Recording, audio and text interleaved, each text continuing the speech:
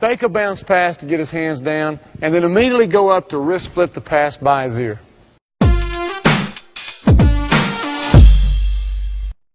Same situation. Do you have another option? The opposite way to get the ball in the post is to fake the air pass above his head and then one-hand bounce pass right by his hip. Now, don't fake higher than your nose, or the process of bringing the ball back down to your hip will give the defender time to bring his hands back down and deflect your pass.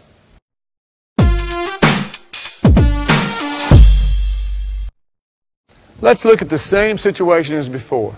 Your postman is open, but your defender is up in your grill, preventing you from getting in triple threat. What do? Since his hands are down, use the above-the-head pass. But don't let the defender's pressure take you out of an aggressive stance. Stay low. Keep your game tight until the last second. Then quickly bring the ball up to deliver the pass. If the post defender's beginning to shade to one side, throw away from him.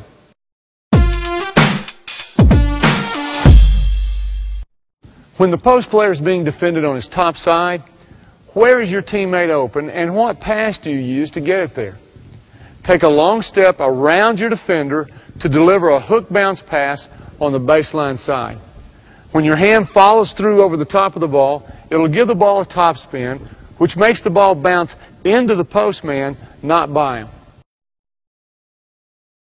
What if he's not completely fronting, but he's playing on his top side, and you're on this wing? Do you go baseline to try to, and he holds this seal, and you get a baseline feed? Yeah, you could.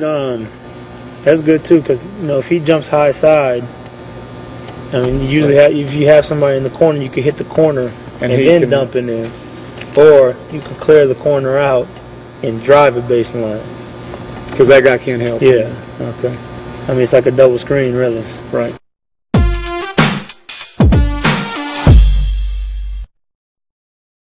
But if the post defender takes a more extreme angle by putting his arm and hand in the passing lane, you're going to have to create the passing angle yourself. How?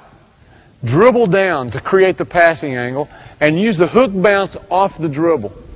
If the post player holds his seal, it's an easy score.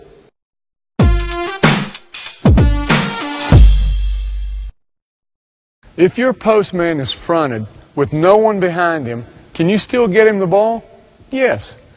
Lob the ball using the two-hand overhead pass. Now, rather than throwing the ball anywhere into the lane and leading him into a possible charge, consider aiming for the corner of the backboard. Let your thumbs follow through under the ball to put a soft backspin on the pass. The spin will help the ball drop rather than sail out of bounds. If the guy's fronted, do you ever throw lobs? I mean, I do, but I don't like to, because it's got to be a perfect pass. If it isn't, a lot of times the guys get a push off. Right. So I mean, I really don't like making those passes. Mike made a good point. If you use an arm bar here and you go for the lob pass, it may look like you're pushing off. So consider using both hands.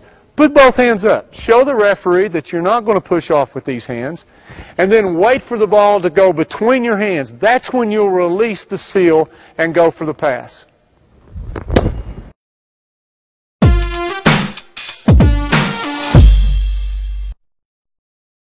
Like the situation before, the post player is being fronted, but this time it's not an ideal lob situation because there's help D in the lane.